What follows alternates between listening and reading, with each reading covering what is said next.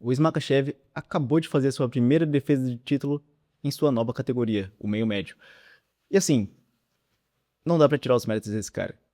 Eu postei na Knockout Stars lá no Instagram e falei sobre os números dele, os feitos dele, e falar que assim, cara, ele é uma lenda.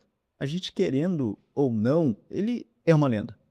Assim, o jogo pode não ser o mais vistoso para nós ocidentais, que gostam de ver ainda mais a porcentagem máxima de pessoas que assistem MMA, mas ele é muito eficiente e ele é muito completo. Por exemplo, a parte que começou a melhor sequência da luta, que foi esse soco, depois que o Gary tava. Eles estavam grampeados, esse soco, seguido desse chute. Cara, e aí o Islam foi com senso de urgência pra cima do Gary. Depois aplicou um quedão, assim. Esse cara é uma pica. Sério, esse cara é difícil de vencer.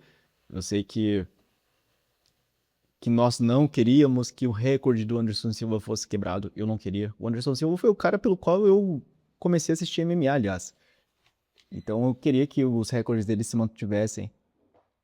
Mas sempre vai ter alguém pra bater. Por exemplo, eu lembro que tinha uma teoria, não é uma teoria, tinha um estudo sobre alguém que nunca correu, sei lá, 5 quilômetros em menos de 20 minutos.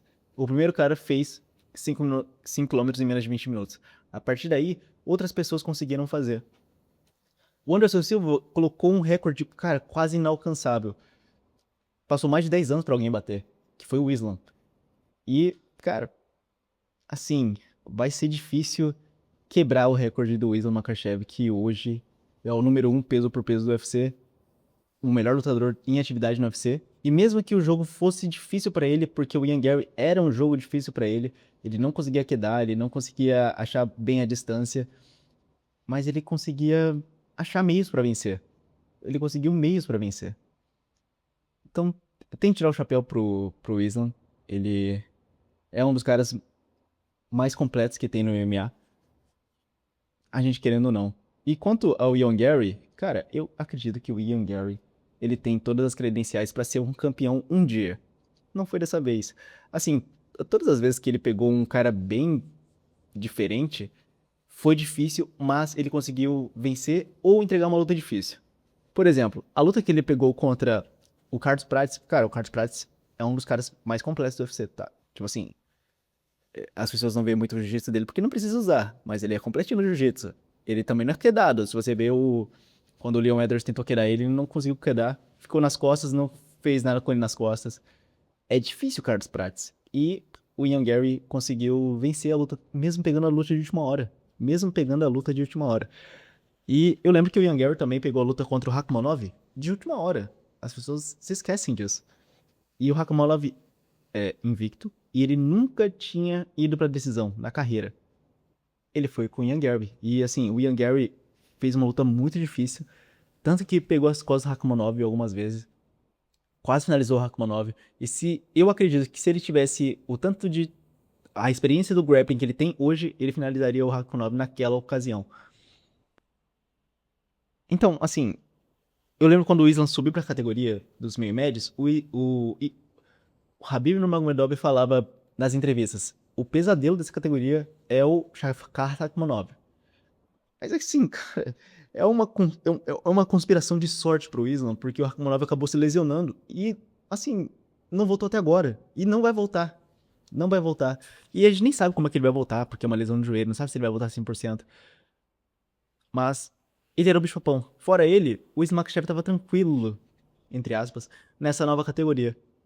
Ele pegou um dos maiores da categoria, o Ian Gary, e conseguiu lidar com ele. Foi fácil? Pô, não foi. Olha como ficou a cara dele, cara. Eu tava assistindo com meu pai e meu pai falou, pô, mas olha a cara dele, ficou todo amassado, o Gary ficou limpinho.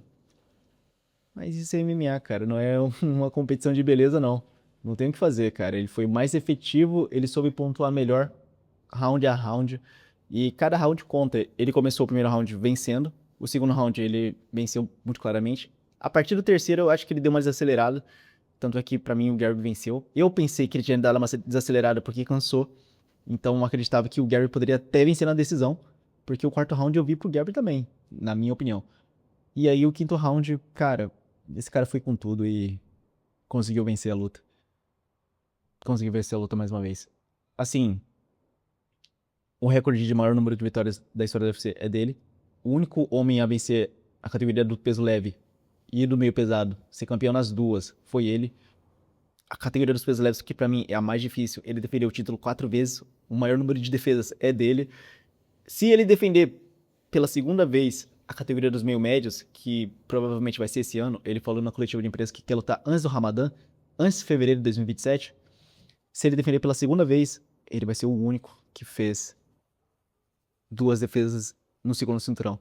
Então, assim, tendo defendido já o anterior, né? Porque tem o Alex Pereira que ele já defendeu o título mais de uma vez no novo cinturão.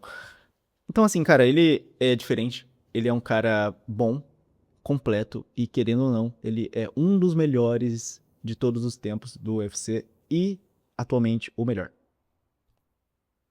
É apenas isso.